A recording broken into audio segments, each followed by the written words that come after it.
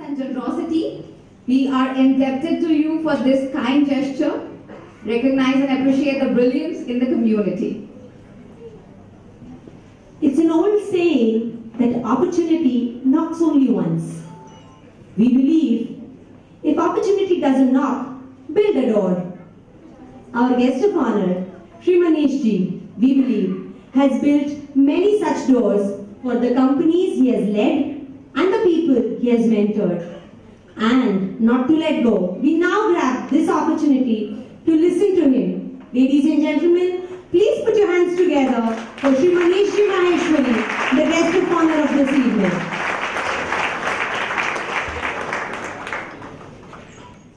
Good. What an amazing collection of scholastic talent. And what a well-organized show, I must say. Punctual to the last minute.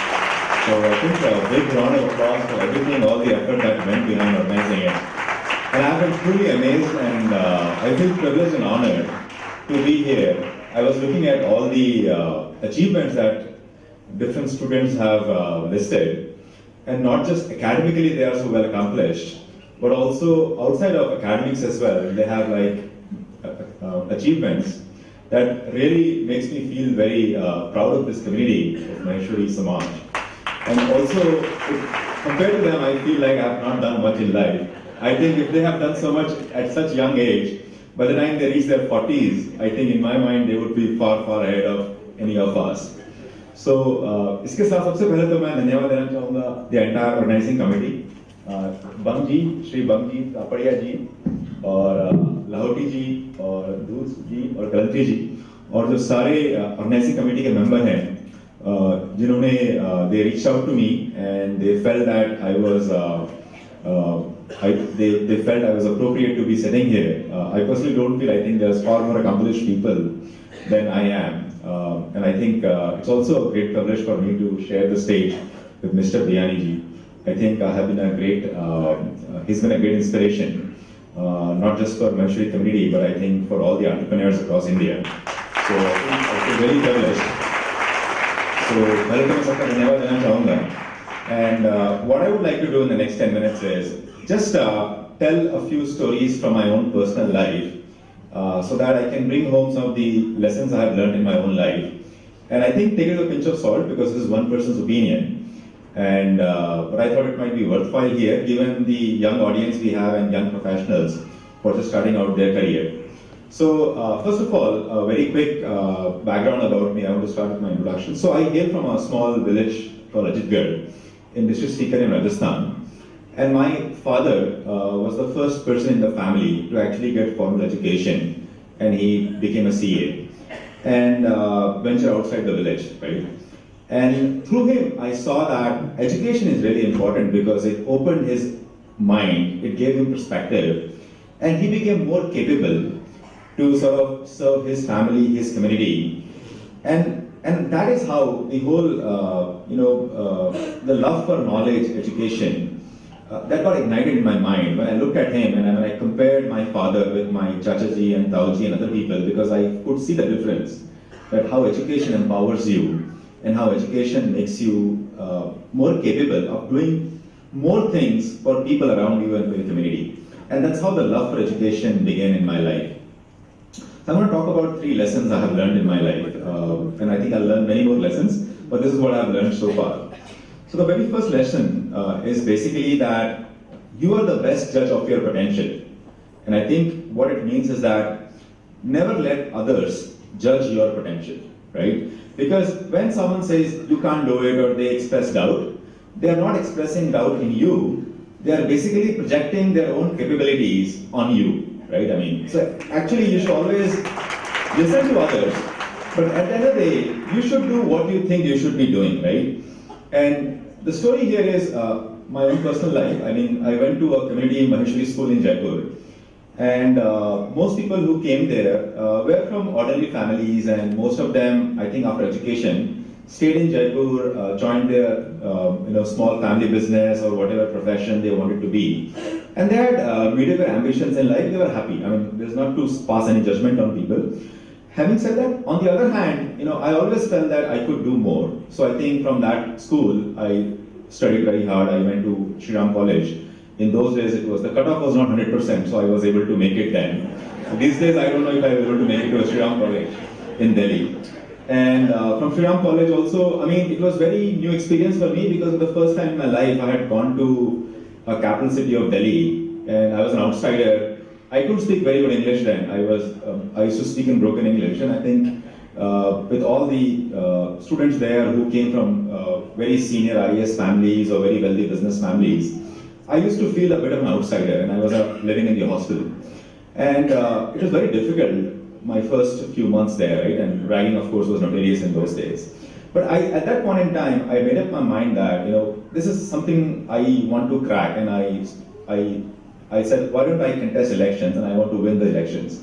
And clearly, I saw a niche there saying, if I was feeling out of place, there could be other people like me who would feel out of place, and they would need leadership, they would need a voice, and I could be their voice. And through that insight, I stood for election, and I actually won election. I was not hoping. So I think in my mind, you should let yourself decide what you want to do. And the same there, I mean, the other thing I would say is that, again, from there I joined Procter & Gamble, my first job in my entire family or my community. That was the first time anyone had ever worked for a corporation or a company, or like that too, it was an American multinational company. So I think clearly, I mean, that's how I started my first professional career, and the job was very much in Bombay, and that was like about 18 years ago.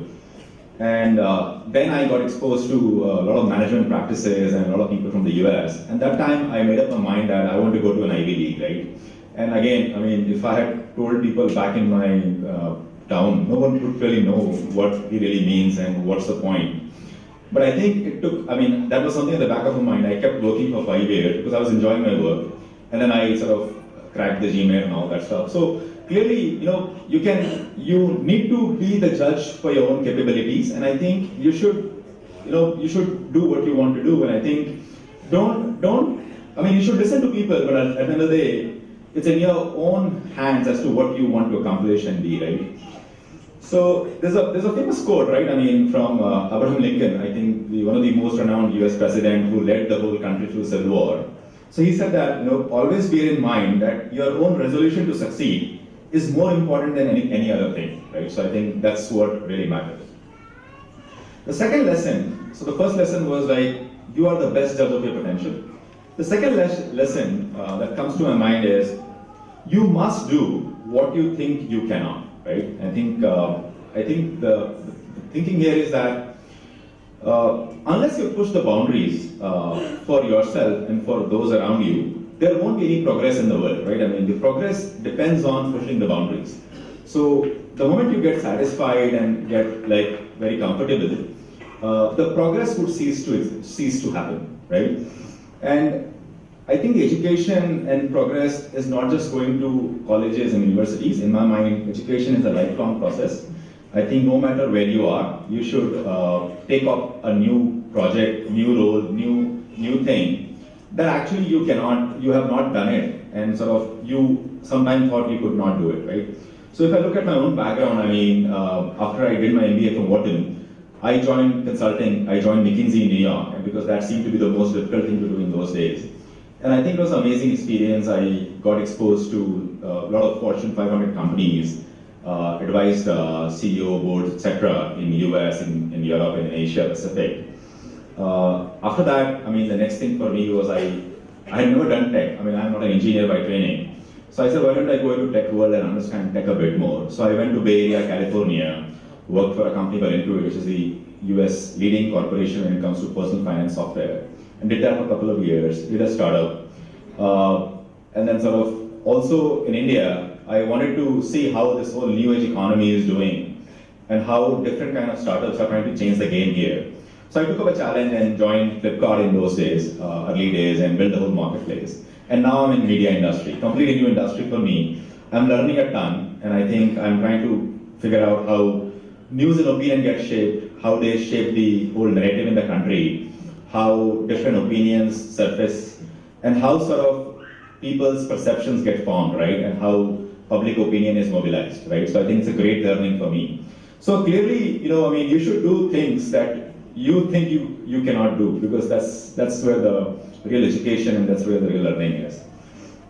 And I mean, one more quote I want to say is that, do not be embarrassed by your failures, right? I mean, learn from them and start again. And if you are not failing, or if you are not doing things which are uncomfortable, it basically means that, you are not really, doing what is really your potential. You are not living up to what you are capable of doing. And I think the biggest risk in life is not taking a risk. I mean, you can live a very safe life and and that's going to be the biggest risk, because you have basically squandered away the opportunity that lies ahead of you, right? And the third lesson, so the second lesson was, you must do what you think is not possible for you. The third lesson is, you should always have a larger than life goal, have a purpose in life. If you have a purpose, I think there's a very beautiful quote by one of the scholar here that, it's not about the knowledge, but imagination. And there's another one which was about the fact that it's not just about hard work and courage, it's about purpose and direction. So I'm talking about purpose and direction because, before becoming very good at climbing a ladder, you want to make sure that your ladder is leaning against the right wall. And that's what I mean by purpose, right? So the purpose also here in this context relates to, how you give back to the community. I mean, community is very important. How do you pay it forward? Because ultimately, that is what will make you happy, what will make you complete and whole, and you'll have a very good sleep. I mean, you'll be able to enjoy your life as well, right? And I think the way I reflect back and say what I do in that sense is like, clearly, I love mentoring and being in touch with younger next generation. I go out and talk to students at different universities, both in the US and Bay Area. And I'm a mentor to many of the incubation and startup hubs here, including Gen Next one here and quite a few in Bangalore. So I think that's another third lesson I would say is that have a larger than life goal and have a purpose in life. So just to sum it up, right? I mean, amazing organization, amazing planning. So a big round of applause for all the organizers. I mean, I'm fully impressed pulling together such a large audience, organizing the entire audio visuals, which were top class, and having all the great scholars come on stage and organizing them. It takes a lot of effort and hard work. So we should recognize that hard work and thank all of them. And last but not least, what I want to say is that it's very relevant in the context of Maheshwari Samaj, is that we should be proud of our identity and our background, right? I mean, and clearly when I say this, I many times notice, because I have been in the US for many years and I have been in Europe as well, many times we feel embarrassed about who we are, our unique cuisine, our unique culture. In my mind, you should never feel embarrassed about who you are, your parents, your community, your country, never. Right? I mean, in my mind, you should bring your whole self to work. And I think in my mind, diversity should be recognized by your colleagues, by your friends, and by the places where you work. There is no need to forcefully fit into someone else's culture. I think our culture, our practice are very rich. There's a thought process behind it. And I think in my mind, part of the reason why I returned to India after so many years in the US was because I kind of feel like I connect more with India, because I kind of naturally fit in here. I think I can create more impact there because I naturally fit in here. It's not that we cannot do things in other countries, but I mean, why not do it here? Because India is at the cusp of tremendous growth and inflection point. The same goes to my diet and my culture as well. I'm a vegetarian. I love to be vegetarian. I have been vegetarian even when I've lived in China and other countries, because you know what? I mean, to my mind, it's part of my identity. It gives me a sense of purity and comfort and purpose. So I don't see a reason to sort of forcefully fit myself in. If someone wants to do it, welcome to do it. But I think I kind of felt that I could do whatever I wanted to accomplish without changing who I am, the way where I come from. And the next one is, I mean, you should always feel proud of your parents, your community, and really, I'm really proud of being a Maheshwari. So thank you so much, and I sincere thanks to everyone for inviting me here and for giving me this privilege and honor. I truly am thankful. Thank you. I'm sure that application of knowledge is something we can take home from you. Your 3 lessons will be a learning for all of us. Entrepreneurship is living a few years of your life most people won't. so that you can spend the rest of your life like most people can't. As you already know, that we have one of the greatest entrepreneur of Maheshwari community with us tonight. And now it's time to hear from this legend. Respected audience, can we have a big round of applause for Sri Kishore Biryani?